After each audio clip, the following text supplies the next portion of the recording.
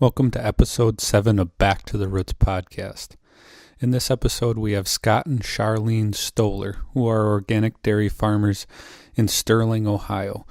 And Scott also serves on the board of directors for Organic Valley. So we sat down and we talked to them about their farm operation, how they're turning over responsibilities to their children, and just some of the things that have happened around the farm over the years, including Scott's accident that has changed and the family dynamic and many things, and probably in his opinion for the better.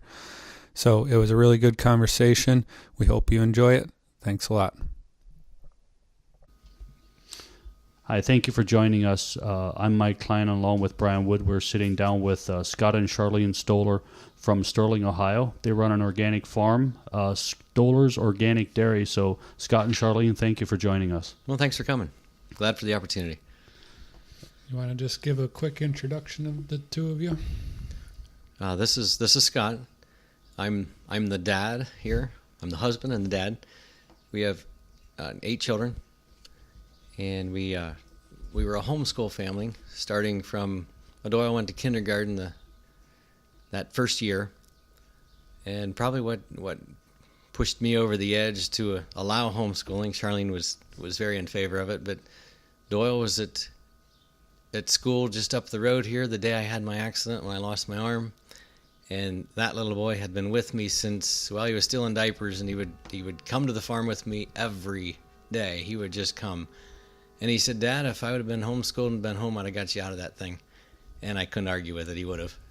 So that pushed me over the edge. Homeschooling was not the thing then. And that's what started us homeschooling. And so far, all of them have been homeschooled. We think it's good. Charlene does most of the teaching there, so I should introduce Charlene.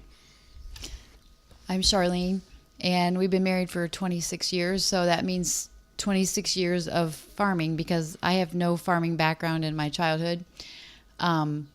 So I was from scratch.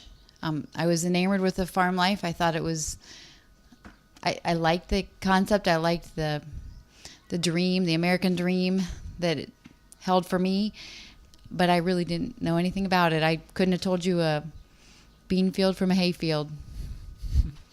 That's interesting. So, been on the farm, or been married for 26 years, and been on the farm for 26 years, or longer? I started with Dad. I grew up farming conventionally with my dad, and then when Charlene and I married, I was farming with my brothers. One in particular was 2 boys and 1 farm left there. The other ones had gone off on their own, and I didn't really want a partnership. He was working away and still milking at home. And then when the opportunity came to come to my grandparents' farm, which is where we are right here, it was a tough decision, because every boy thinks the home farm's the best.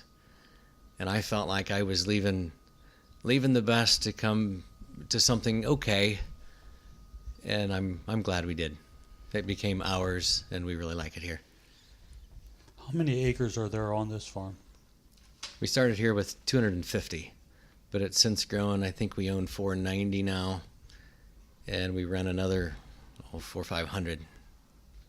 And that has grown significantly in the last five years or so, right? It has, but that's because the boys grew. Mm-hmm. It's not a husband and wife show here. It's a family. It's a family. Definitely. Pushing us on. Mm-hmm. I remember pushing Dad and couldn't figure out why. I was always holding back a little. No, it didn't take that long, and we switched roles. The boys are pushing, and I'm wondering why they're pushing so hard, but it's good. That goes fast, doesn't it? Yes, it does. It wasn't that long ago. When I say not long, it's probably 10 years. I was sitting on a panel at a grazing conference, and the theme was transition, and how we're transitioning the farm from the older generation to the next. And they were asking what I had in what my plans were. And I was just shocked, because I said, I am the next generation. And it wasn't that long ago, and here we are. It's my turn. When did you start the transition to organics? The transition to organic was, I think I'm going to let Charlene talk on that, because she was the one that pushed. But it goes way back for me, but it finally happened when Charlene made it happen. Is it 2001 that we started? That's the first we certified, That 2001. that we certified. I'm going to go way back to when I was a little boy, riding with my dad. Everybody loves planting season. And we'd be dumping the seed into the planter, and Dad would say, don't touch the seed. And he'd say, don't breathe that dust. And that was the first questions that I had. Well, if we can't touch or breathe, or that's our food. What gives? That was the first thing. Then probably the next thing that my next experience with organics was on the school bus. There was a few people that were, let's call it anti-everything, and it was just don't use anything which caused a lot of weeds. Instead of working with the soil, it was more what we didn't do instead of what we do, and so that I was pretty convinced that it wasn't that great of an idea. And then in high school, I had a teacher that very open-minded, and he'd invite farmers in to open our minds as young high school students. And he had an organic farmer come in, and it intrigued us. So a few of us boys went down to the Spray Brothers in Columbus, an odd name for an organic farm, but the Spray Brothers, and they were doing an outstanding job. But I was, again, working with Dad, no opportunities to do that. My neighbor, his dad maybe had a little softer heart towards it, and he gave him a field in the middle of nowhere that you couldn't see from the road that he could start organic on. And he's the one in our community that actually really made it happen then. That was Jim Gosser. Okay. Yeah, I just met Rex Spray and I think it's Rex. Is Rex That's the Rex. second generation, and then his son is involved in their operation? I just met him a couple weeks ago. So they're still going strong. They did a nice job in teaching us and giving us confidence that it could work. But it was Jim mostly that convinced me. We had that first year that we started with no spray.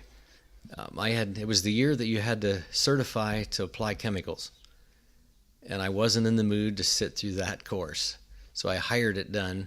And somebody messed up, and the only thing they can come up with is that the bean rinse water got mixed in with the corn water used to spray the corn, so there was a little chemical that would have killed corn in that, and my corn was all stunted. So the last field that needed planted yet, Jim said, let me do it. I want to show you that it'll work. So he actually did the planting and the cultivating on my farm just to show me that it would work here. And it did. And that was the last chemicals we've ever used. That was always Scott's alibi. Well, it works for them. Organic works for them, but it won't work here. Our soil types, whatever. It won't work here. So that was, Jim pulled the last straw out and said, here, let me do it. I'll do the tillage. Let me show you on your farm. And then it was my nicest corn that year. Oh, really? Without a doubt. It was the nicest corn. Did your dad and your brothers, what were their thoughts on that? Not big fans? Didn't think it was going to work? Not fans at all, let's say it that way. And they've looking at Dad's shoes, they farmed, quote, organically before the chemicals came in. And then along came these helps. These things that made life easier, the things that it was all promoted as better. And let's say the farm was designed for 50 cows, and all of a sudden you're milking 80. So things go wrong. And they came along with antibiotics and dry treatments, and things were Band-Aids, pretty good cover-ups for what I think is maybe a lack of management or a lack of maybe growing too fast, outgrowing your buildings, whatever the case was. They really did help. So when Dad had a son that turned on those things, those improvements, it was hard for him. And I totally get it. But I get the privilege of Dad telling me that he was proud of me before he died. Mm-hmm. That was one of the hardest things for Scott. You just hit on that. The hardest thing, besides, once he was actually convinced for himself, the hardest thing was that his dad did not approve. He very much did not approve at one point.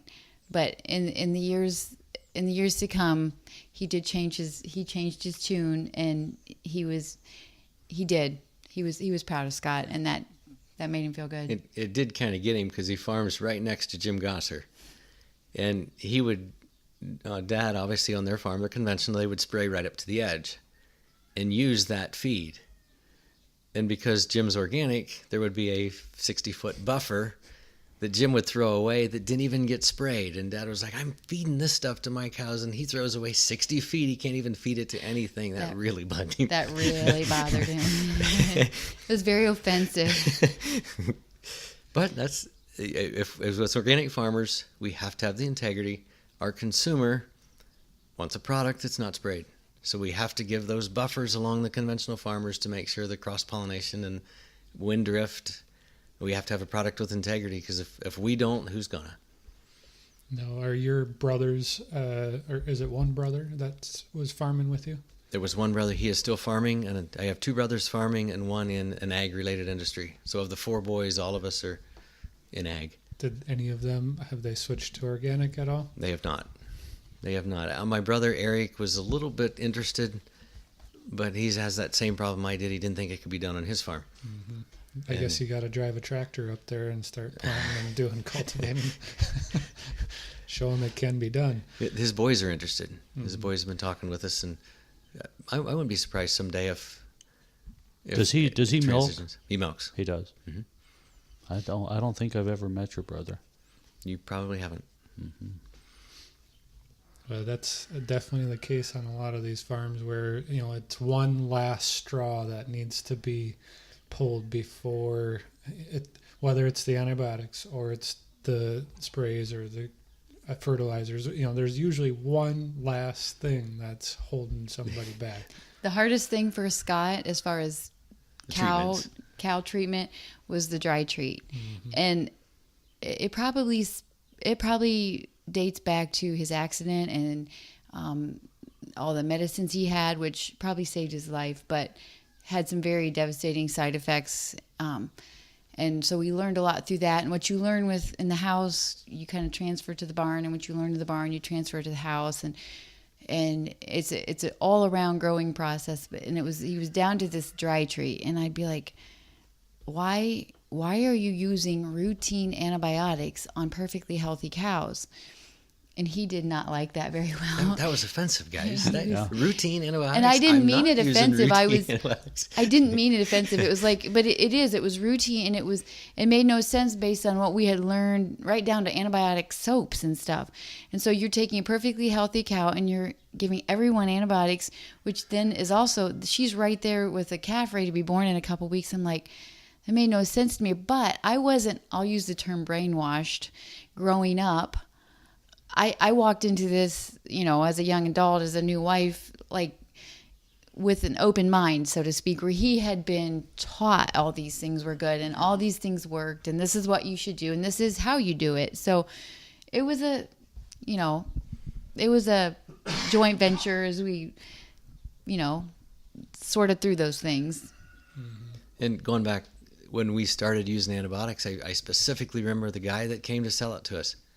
He was from the Upjohn, and we were in the yard there, and he was telling us, you just treat these cows and dry them off. You didn't have to slow down milking, and they would be fine. And you know what? It did work for a while, but the real problem was the pen was overcrowded, and it was under the old barn, so the air quality wasn't very good. So we can look back and see what went wrong, but his little Band-Aid worked. So life went on. Sure. Charlene, you mentioned that you came in not being brainwashed. You came in with no farming background, so you looked at it from a completely neutral point of view, and some of these practices that slowly come in, you're walking down a slight decline. All of a sudden, a couple of years later, you're at the bottom of the hill and you didn't even realize it. So do you think that had a lot to do with taking that step to organics, because you were asking questions that you wouldn't have had you grown up on a dairy farm? Scott blames me a lot for it, yeah. Okay. She thought it would work. She didn't have that. It's like our kids now. I get a bellyache almost every time when I go plant corn, because I know all the things that can happen between that seed hitting the ground and sprouting and coming through the soil, and I know all the things that can go wrong where they expect it to come up. Mm-hmm. And it usually does. And I don't mean to be harsh with the word brainwash, but there's some truth to it. And even like, for example, it was so hard for Scott when he first planted corn that wasn't pink. It was majorly hard.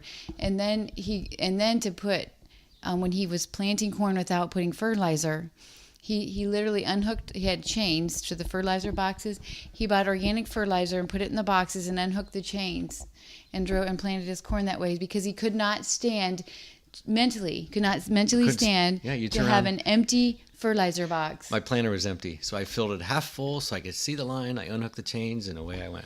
I know, it's crazy. It's crazy, but I got the corn planted. But my point is, this is so ingrained that this is what success looks like. And I didn't have any background like that.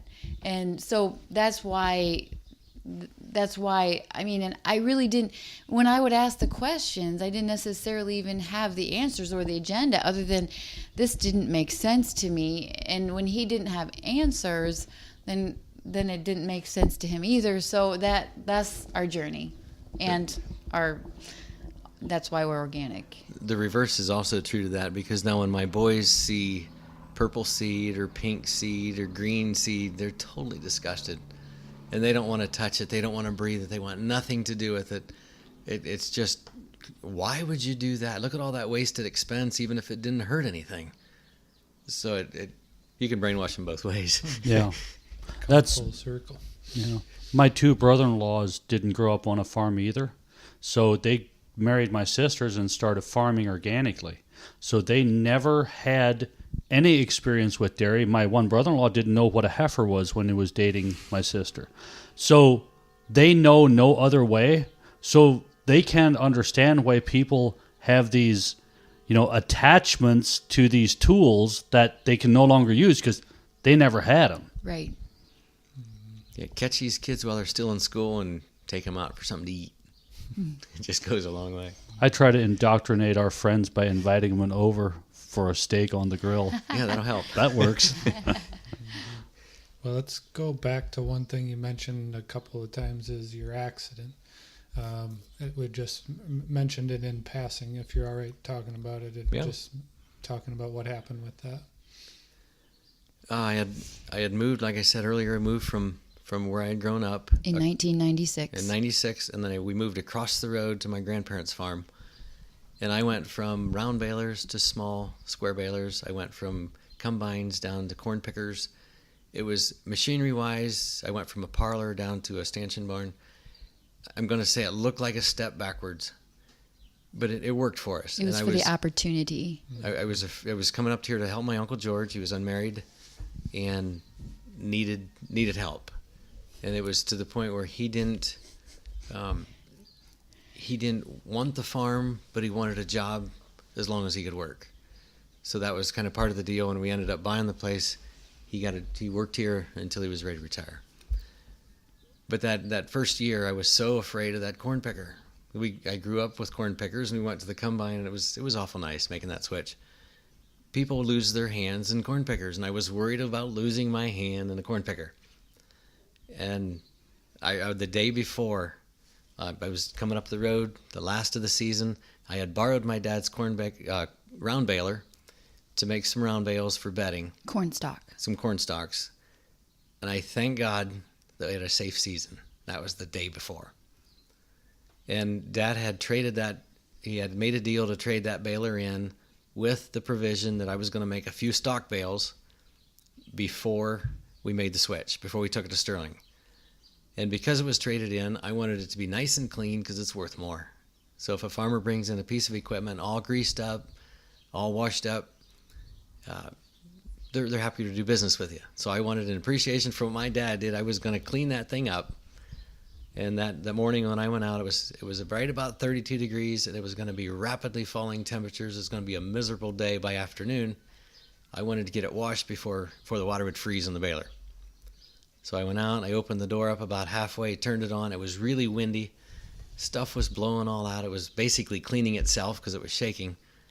And then I went around, and I was very used to the baler. I promised Dad I would not get off the tractor with the machine running. But this baler, I had made about 10,000 bales in that baler in my lifetime. So very, very familiar with it. I knew the machine. And he would call it his machine. If someone was round baling, it wasn't his dad, it wasn't his brother. It was usually Scott that ran that machine. It was It was his baby. And I'm very familiar with it. I knew the sounds. I knew what was wrong. Usually when something would break, and I reached in there, and I don't know if it was belt splicings or shredded coat or what it was, but I got pulled in. I was stuck in that machine for about 2.5 hours with it running. Should have bled to death. Should have froze to death. Slip clutches burnt. The baler caught on fire. I should have burned to death, and yet survived. And that was a big turning point in our lives to. Hopefully we had it before, but make sure your relationships are good. Make sure your children know you love them and your spouse knows you love them. That's very important. We actually have a book at the printer right now about the accident and the 20 years that follow. It's Oh, really? Carlisle Press. Oh, nice. I think it's going to be called Hand in Hand. So hopefully this year. Great. Actually, incidentally, that was 2 days short of 1 year from when we moved up here. It was almost 1 year. We moved in on January 18th of 1996, and it happened on January 16th of 1997. And then in May, well, he didn't get his, he had so much, I don't know how much detail you need here. He had so much healing and stuff. He had bare bones sticking out. They grafted in butt bone. They grafted in muscle. They grafted in skin. He was a hurting puppy, and so he couldn't have his prosthesis even because he had to heal. So he didn't get that till September. But in May, after the accident happened in January, his grandfather died, and the family sold us the first half of this farm. And we were looking at each other going, are we crazy? Are they crazy? Of a 250-acre farm. And in December, his grandmother passed away, and the family sold us the second half. And Grandma had said, I want it. There's nobody else that can be on that farm. It needs to be you. I actually just went through cards when I was writing this book, and I found where she had written that her desire was that we stayed here and we took this farm. And she had confidence in us that we didn't even have in ourselves. We never played this game before. This was not in the plans. Mm-hmm. Yeah, that's a hard way to start farming. Yeah, no kidding. No prosthesis. And yeah, a lot of debt. 3 young kids at the time. And yeah, we'd do it again. I think anyway, yeah, we'd do it again. Do you doubt it? And 5 cents. Did you say we have 8 children? So then we had 3 at the time, and then 5 cents. So total 8. I have a next door neighbor who lost his arm in a corn picker. So when you were saying corn picker, I'm like, that's my neighbor. Yeah, that's what happens. Because Dad, the husking rolls will fill up a little bit, and Dad said, you never, ever, even if there's an ear just hanging there by the elevator, you shut that thing off. You do not reach in there because it is instantly unforgiving. Everything grabs. Yep. That's what happened here. It was so fast. But it is kind of interesting how the more you know that machine, the more comfortable you are to take those risks. Yeah. And then, it's you never know a machine. That's kind of... And you use the word unforgiving or whatever. There's no pleading. There's no mercy. There is no mercy. I mean, and actually he was caught with the machine running for 2.5 hours in that bitter cold, below zero temperature. At least at one point it got below zero with wind chills. He was caught in it for 2.5 hours before I found him. And then it took I called for help immediately, and it took them another half hour to get him out because he was so in there. They actually had to cut the baler apart with a torch to release him. Wow. That was before cell phones, so I couldn't just call. Mm-hmm. But he was hypothermic, and it was very serious. Mm-hmm. It was not his time.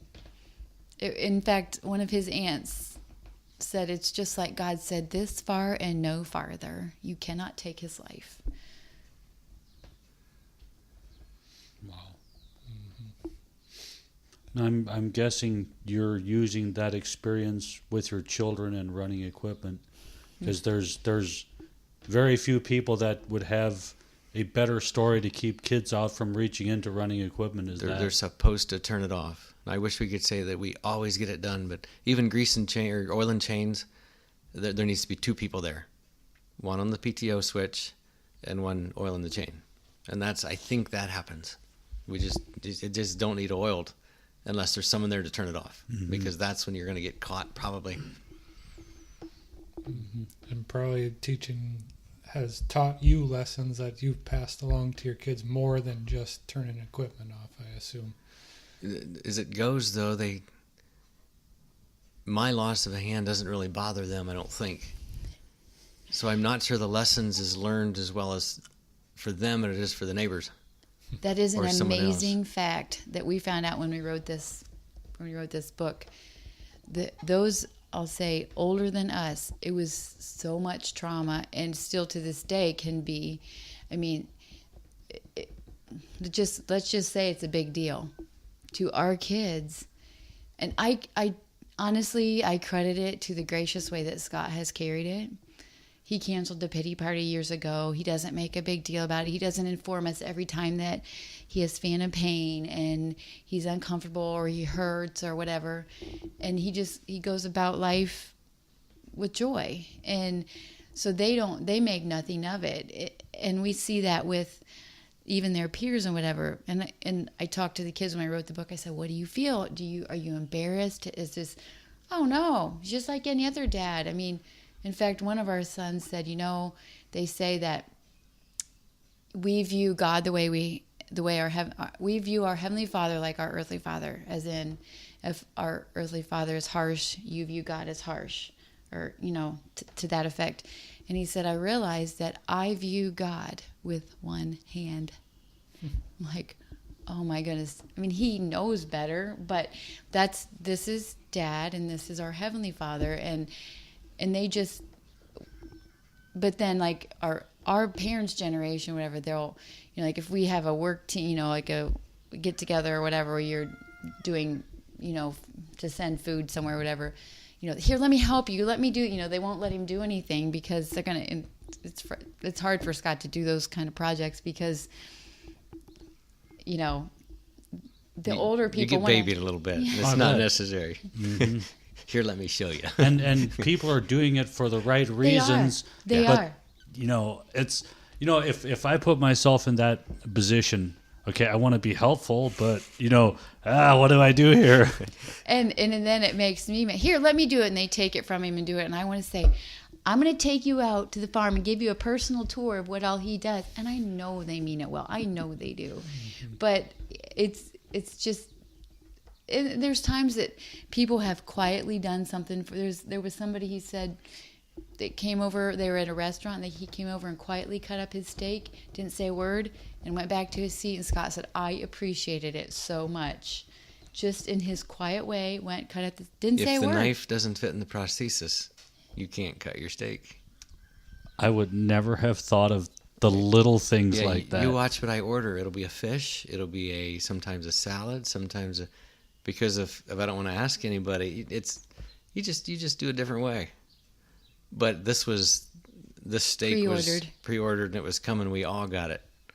It was Elvin Rank. Oh, really? He looked at it. He picked up right on that, and he cut my steak. Didn't belittle me. So graciously. He's a good man. Mm-hmm. He's a good man. So, the first summer after the accident, you were milking here. How did that go? I wasn't milking here. I was milking here. She was milking here. And I would get up early in the morning, do all the chores I could, and come in. I was Mr. Mom, and she went out and milked the cows. Well, Uncle George was here. Uncle George was still here, and we had some cousins and neighbors that plain put up a schedule, showed up every day, twice a day until he got his prosthesis. Or anyhow, it's been 20 years, So, but someone who came every day for the rest of that year, and we hired on a first cousin of mine. She just graduated from vet school, didn't have a place to go, and she was very regular. We hired her on. They all got paid, though, because workers' comp had paid us, so we paid them.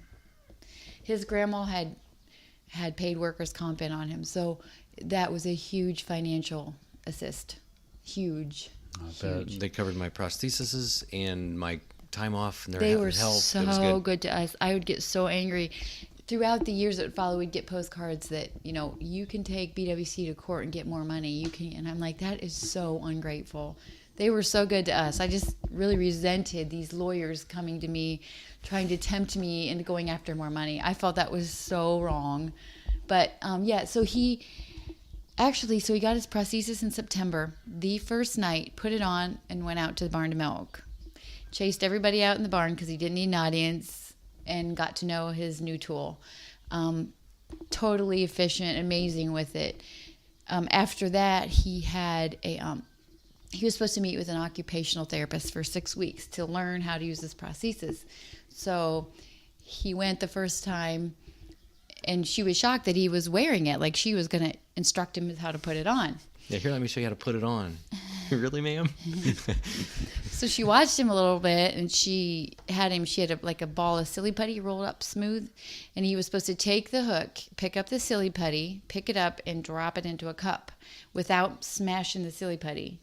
And he did it without any problem. She said, "You are done. You do not need me." So canceled the rest of the appointments. So we thought we were like, okay, we're on the way now. And he started saying, "Man, this thing really hurts." And he's not a wimp, and he's not a whiner. So if it really hurts, there's something really hurting. And I told the doctor, and he's like, "Yes, prosthetics hurt." Everybody said Scott said, "I want to wear this thing worse than anybody. People wouldn't wear them if they hurt this much." Well, when he bled from the inside out, because they had stuck a screw in through the bones, they had bone grafted from his hip between the two arm bones that come out to keep them stabilized together. The screw they put up through the arm bones, through the hip, through the arm bone, was like a 1/4 inch too long. So that was fine until he was lifting with the prosthesis, and then it started pinching the flesh between the screw tip and the prosthesis. No sympathy. Nobody believed him until he bled from the inside out. And the doctor finally wore through. Oh, I got to take him into x-ray. Oh, that screw is coming through. So he said he could not wear his prosthesis anymore until the infection healed up. And they take him back into surgery and remove the screw, which the bones were fused, so we didn't need to put another screw in. But that meant he was not milking again, and we had already let our help ball go. So I said, I don't want to call him back. I'll just milk. I was only milking in the evening. And I said, I'll milk morning and evening. And that's when he was Mr. Mom. The kids loved it. He was wonderful in the house, too. He's always, no matter where, he makes it fun. But anyway. That was the start of requiring this lady here to do a recipe book, though. Because her recipes you couldn't follow them for nothing. I was making egg a la mode, we call it. And it said, put this stuff in and stir the white sauce. And I stirred, and I stirred, and I stirred. It didn't say about heating it. A white sauce, like with flour and butter and milk, like you cook it and it gets thick. And I stirred till my arm was so sore. Then I remembered that one time my mom burned it. And if she burned it, that means I turned the heat on, it thickened right up. Isn't that amazing? I would have the same issues in my kitchen because Martha doesn't use recipes. It drives me nuts. Yeah, that's why I can basically make noodles and eggs. Just give me a recipe to follow. I can do this, but not. These are the ingredients. Have a good day. Give me some directions. Some of this and a little bit of that and a few of those. And if it turns like this, then you do this. And if it turns out like that, then you do that. Depends, Yeah, we had fun. Kids and I had fun in here. It was working. It worked. And we, it was a temporary get through this type of thing. You had the surgery December 4th, removed the screw, and they told him 5 or 6 weeks take off till this all heals back up. And the problem was I was exhausted. I just could hardly go, and I thought I was just on overload. It was too much. I could hardly go. And on New Year's Day, I was planning to get up. I did not wake up. I did not wake up and get out of bed. And so he took the cue and decided, well, she's not coming out to milk. I guess I'll milk. And he was back at it after that. But that's soon after we found out I was pregnant with Warren. So it wasn't all my workload. It was my early on pregnancy. And so he was the first one born after his accident. But yeah, I could hardly go on, and I didn't think about that. But How many cows were you milking that summer? We had been at 80 most of the time. It might go down to 75 or 70, but 80 was pretty much our top end limit. We had 40 stanchions. We would switch the barn once. So we would milk 80, and then it wasn't until in the last 10 years that we decided that 80 number didn't matter, and we started milking more than that.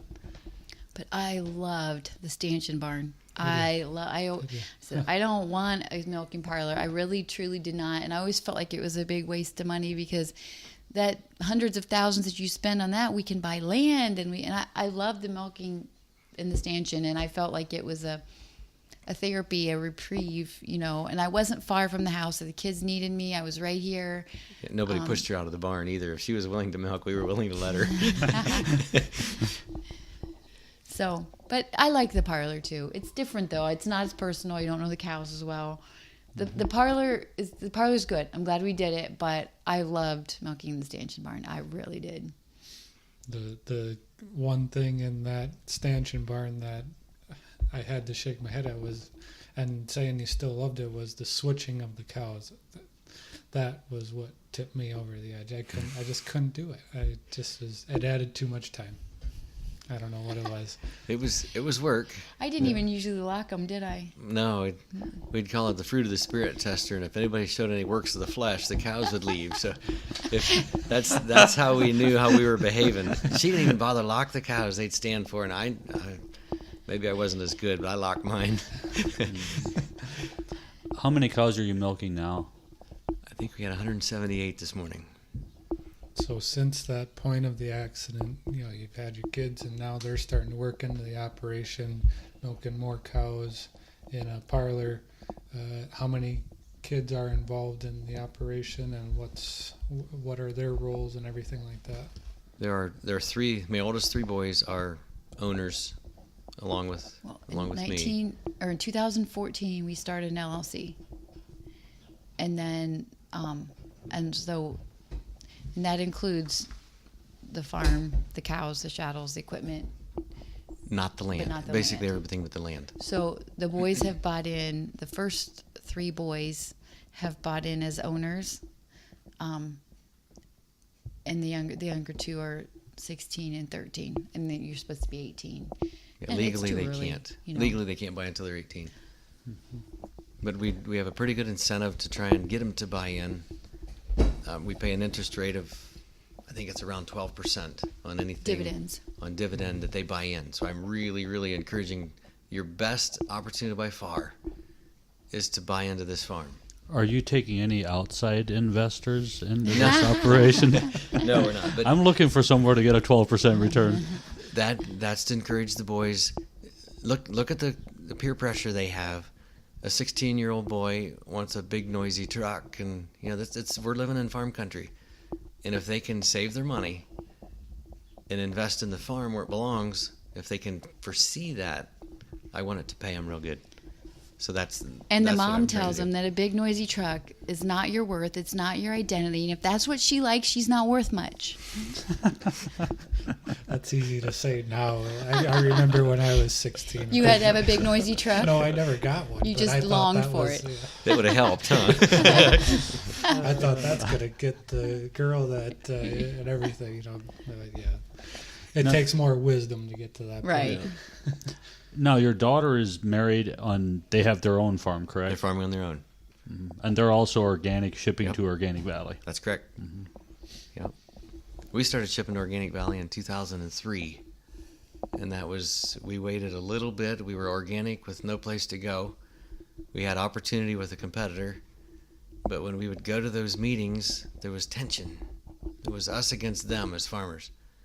And you'd go to the Organic Valley meeting, and they might have shoes, they might not. They would be sitting back, just everybody was happy. Everybody was happy, and how can we work together? And it really, we really wanted to go to Organic Valley, but we missed that first cutoff because of dry treat. It took a year.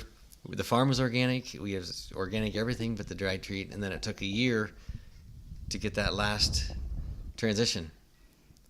And OV came in between there, and I was a few months behind. They took whoever was ready, and the rest of us were waiting. And I was waiting when it turns out when I'm not sure what happened. We were told that it's not gonna be that we're on the truck, and somehow when George got back to headquarters, we soon had a notice that we were on the truck. He said he wanted that family on. So I feel like I owe George A big thank you. a great big thank you. Well, you've been repaying that over the years with all the farm tours and everything that have been here. Part of my motivation for running for the board was an appreciation for what that co-op has done for me. And the boys are back here they don't use cattle prods, but it's close. Just saying, go make sure nobody sells it. Go make sure that it's run to the best of our ability or our knowledge to keep it going for them, because they see what it. In other words, they supported working. him running for the board. They were, and we waited for years. He would say, "I'd love to be on that board someday. I'd love to," and I could see that. I felt like he definitely had those qualities, management abilities, and people skills. But we had to wait till the farm was at the right spot where the farm doesn't hurt from it. And so as the boys come up and fill in the jobs and the management and the workload, it makes more room. They're more needed. It's a little bit of a mental out for me too, because it's extremely difficult, even though the boys are competent, to turn over the authority. It's tough. And I got it young, and I had children young. So that makes my children ready. At 26, 27, I had full reign of this farm. No, you were working with Uncle George. It was with Uncle George, but it was mine and decisions to make. My oldest son is 26. So it's time, and he has a child that's 4. The generations come.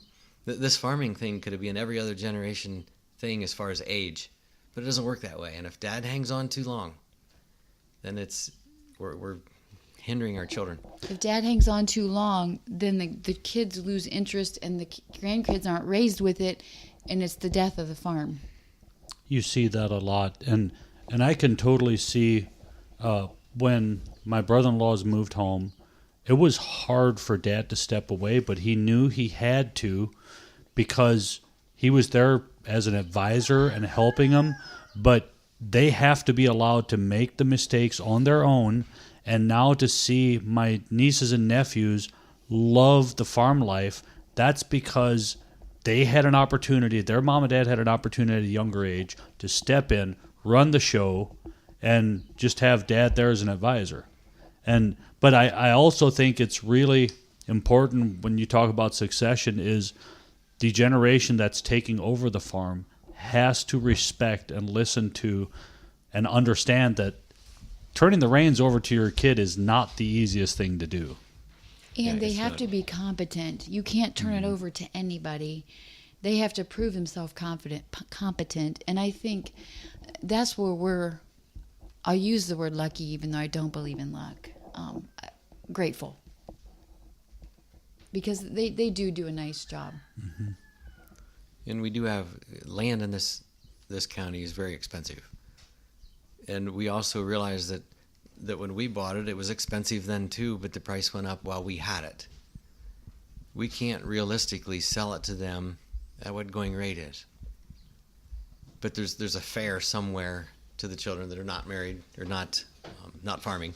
So some way we have to come up with a balance. But to help that, if Charlene and I realized that if we were both deceased in an accident of some sort, they couldn't have afforded, or at least a few years ago, couldn't have afforded to even pay the taxes to farm if we'd have gave it to them.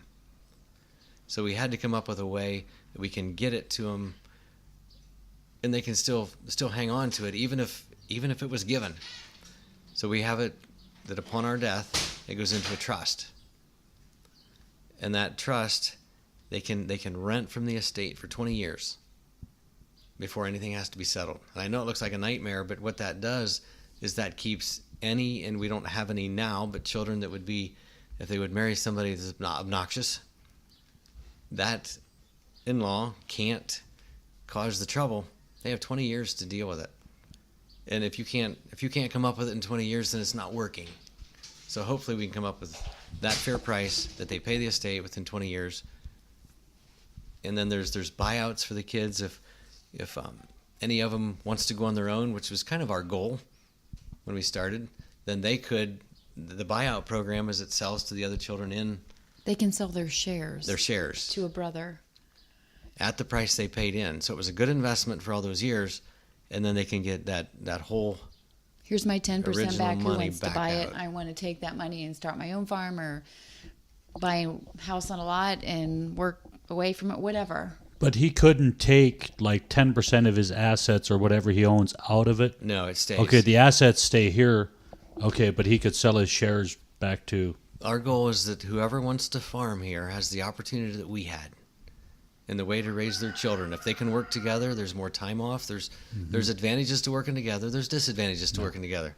The advantages are you can schedule time off. The disadvantages is working with family can be a challenge. Yeah, you got it. And it's been working good, but the kids weren't very big, and Scott said, you watch different people deal with, a farm and a heritage and whatever, and there's 4 kids and they each get a fourth of the farm, and Scott said that is not happening. He said, and the kids, again, we're not very old, and he'd say, if none of you want this farm, that's fine, but I'm going to sell it to somebody who wants to raise their family on a farm at a price that they can afford it. It's not, it may not look fair, and we always say fair is not equal and equal is not fair. That's right. Yeah. If you divide this up equally after somebody put in all this work, that's not fair. That's not fair. Mm-hmm. So equal and fair aren't the same. And you see that most, in Holmes County where I live, most of the Amish will sell, whoever the kids want the farm, they will sell it at a price where they can afford to farm, if it's an active operating farm. But along with that, you're taking care of mom and dad in the little house until they pass away. Mm-hmm. So generally speaking, most families accept the fact and agree with the fact that they're getting a good deal because they're going to be taking care of mom and dad. But then you see where the farm's not active, nobody's farming, that farm will get chopped up into 20 different parcels because they want the There's money. More money. Yeah. So, but I think with the way real estate's going in this area, you can't sell it for market value and expect a young couple to start farming. It's just not feasible. Fair. Yeah, it's not fair. No. And that's where I feel like the boys feel like that they're better off together at this point. And so, that was a surprise to us because we felt that we were supposed to be on our own, when we were 20. And I still believe that we were supposed to go on our own. But that doesn't mean that the next generation, that God can't have a different plan. So it took me a little bit, and I'm like, that's okay. It's not wrong. But he touched on earlier, we thought that the ones that would farm would have their own farm, and we'd try and help them get going. And they said, we want to stay together. So that's how it is for now, but they're not bound to that. Now, as the next two, let's say they want to buy in when they get older, will you keep adding cows to generate enough to keep supporting, as they get married? And you're going to need more income to support more families. Will you have the room to expand your herd to get up to that point? At this point, we do. We're looking at 40 cows per family, which is actually pretty small. Mm-hmm. And we just all happen to be at the same spot with an efficient milk pickup. So it works.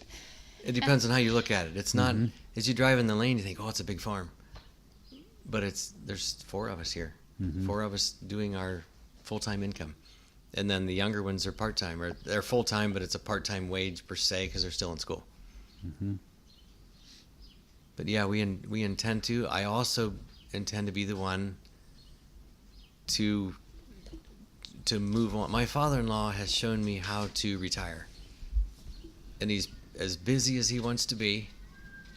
But I don't want to be the one taking a wage here until I'm old enough that there's no one to replace me. I want to somehow figure out something different. It's even when we set this LLC up, I was intending to work for a normal wage, and I was going to throw in all the buildings, all the land rent, basically free. And all of a sudden it hit me, no. As I get older, I'm going to rent the land and the buildings at a very fair rate, and I'm going to work for nothing. So when I want to do something or I need to go somewhere, he can't even dock my pay hardly. It's not there. It's a little bit of a there. mental game, but it's still, it has a very valid point. The other thing is, if something happened to only me, Charlene was provided for until they either bought the land or, she would sell it, because there's a rent income to provide for her. Mm-hmm. It just made more sense to me. And you getting elected to the board of directors of Crop really kind of plays in nice with the LLC and with everything that you've got going on. It sure does, to get me out of the management position. It will gets me put out of their more way. responsibility on the kids to run it, because you're going to be gone quite a bit. Yeah, there was a tough day about 2 weeks ago. A salesman came and started talking to me, and I put my hand up, and I pointed to the boys. You're talking to the wrong man. That was tough, because that's that official change of power. Changing of the guard. And yet I trust them; they'll be fine. But it's then there's sometimes I get to smile. I think the boys are over there. Go talk to them, and I don't have to deal with that salesman either. So it's going to work out. I don't my need good. to have names on those salesmen. You might even know them. Probably. But I think it's really neat to see a family work together in an LLC like this, because you do not see it that much. Family, it might work for a while, but partnerships with family members are always a little risky. But to see this with your ability to grow your land base, to grow your herd size, to fit the needs of the family, I think that is, it sounds like it almost happened by default. You were hoping they want to be on their own, but I can totally see from their perspective, this is way easier. It's a group effort, and if somebody wants to leave for a weekend or something, other people can milk. And when the kids were small, we rarely left. And if we got invited out for dinner or whatever, it's like, well, 4 o'clock or 8 o'clock, from 5 to 7, we're back here, and we really didn't go much. And if we stopped kind of getting invited. Honestly, we do have a lot of friends, but they know that this is a different life. And I was good with it. I love the farm. I really do. I love what it affords us as a couple, as a family, for the kids. Sometimes I see them out there and I'm like, what would that have been like to have grown up on a farm? I could almost be envious. But I mean, I'm not. I'm thankful, really. And even when I hear Scott talk about his childhood, I mean, I had a very good childhood. Don't misunderstand me, but I don't know. It's interesting, the togetherness. If we looked bored, Dad would fix it. The word "I'm bored" did not fly at home. Just don't say it. Even if you happen to think it, don't say it. I spent don't most say of it. my summer bored. But I have 12 acres and 4 boys, and there is not enough work there to keep them busy. There just simply isn't. I try, but you give them a job to do, half an hour later they're done. And it's like, it's so different on a farm. And I think that was an advantage of me losing my hand. And it's tough to say that, but think about it. Think about it. If you have a kid that can help and he really understands that he can help, it does him a lot of good. If you give somebody busy work, they're smart enough to see through that. But I needed help. Mm-hmm. When someone has a certain sense things. of worth, that goes a long way in their personality. And we could even see at different times when the kids, as they grow up and they'd start, like, even by like 6, we'd start the boys out doing chores and whatever, and they start to feel that sense of worth, and it makes a man out of them, and not by any stretch of the imagination am I trying to rob them from their childhood, not at all, but more as a fulfillment. I think it's been good for them. I remember it was quite a few years ago when Jake came out. Jake Schmitz, he was our regional pool manager. And he was just new here, and he asked some question about feeding the cows. And I gave him this blank look, and I said, I don't know, Toby takes care of that. He's the one that does the feeding. So I called Toby, and I don't know what Jake expected, but I don't think he expected an 8-year-old to come out and answer those questions. But honestly, these boys at a young age, I delegated, and that was their job. And then I'm not going to worry about that part of it. And I think it did them good. Jake said he saw Toby answer competently, telling whatever the feeding ration was. And Jake goes, I want to be a farmer. So cute. I remember Jake telling me that story. Oh, did you? He said an 8-year-old knew more about feeding cows than I ever will. But it definitely, even on a farm, that is a tough thing to achieve, because like you said, giving busy work is definitely what a lot of farmers will do with their kids. And then I was actually just talking to a guy in Indiana yesterday, one of our farmers, and he was saying now that he has a son working back into the operation, and he said now he was talking about plowing. And he said that when he was younger, he was saying that plowing was something that he just despised because it took too much time. So he wound up getting renting a rototiller, because you could just get more done in less time. Now that his son is back, and he has 5 boys that were all helping on the farm, but they were given busy work, and he knew that if he went out in the fields and he gave them a job to do, they would get the job done, and then they would go into the house. It was busy work. But now that his son is actually working back into the operation and has a stake in what's going on, he's not getting that rototiller anymore. He wants to go back and plow. He said, I can hear all the birds. He said it's just a different mindset. He knows that things are being done back at the home farm. Mm-hmm. Different mindset. Yeah, we actually got the moldboard plow. We plowed 2 days ago for the first time in about 10 years. And I heard you. What kind of plow did you get? Kverneland. Okay. I think that's the right term. Yeah. And I always said if I could get a plow like the Amish folks had, that it would actually turn it over and tuck it in, I would plow too. And we got one that I think is going to work. Is it a rollover? That's a rollover. It worked well for the first time we used it. Mm-hmm.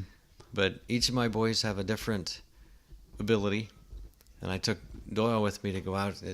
I didn't even want to go with them to try it, and they insisted I did because they had never plowed before. So this was something new. They didn't even know what the goal was. So I went with them, but they might as well have that. It's not enjoyable to me as far as learning a new piece of equipment. They're all excited. Why should I take it from them? Go figure it out. But I went with Doyle, and it was enough levers and controls. And if something breaks or goes wrong, Doyle's the one we all go to. But today my sons are painting out there, and they don't want Doyle's help when they're painting. Because Doyle will fix it, but the finesse work, don't call on Doyle. You call on Nelson or Warren for that. Each one has their own niche. Mm-hmm. If it's technical stuff or electrical stuff, it's Doyle or Toby. If it's needs to be weed whipped or made look nice, it's Nelson and Warren. And Nelson works with the wood, Warren will work with the metal. Everybody has their spot that they're good at. And Doyle made probably 4 or 5 rounds, and he said, we better call Warren. He said, I don't think I'm going to be the one plowing. He could see it. I was thinking it, that in reality, it's going to be Warren's job.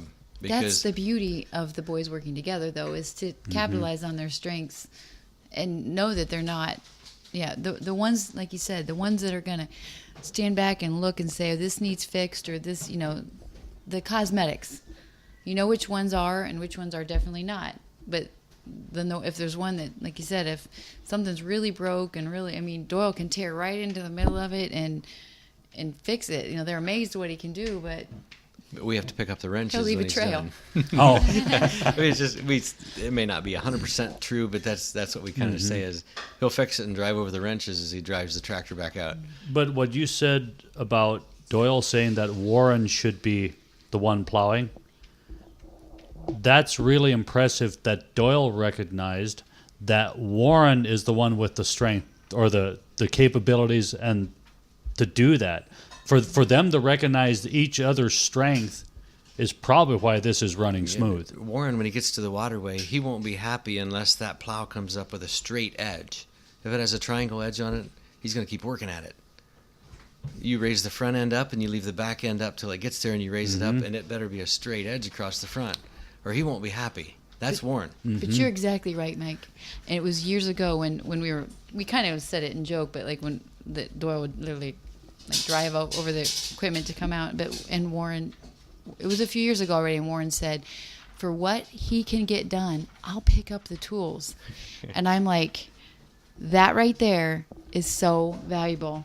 If you can maintain that attitude of, because that's a source of frustration. I mean, it's potentially a source of, so it's like any other relationships. It takes work.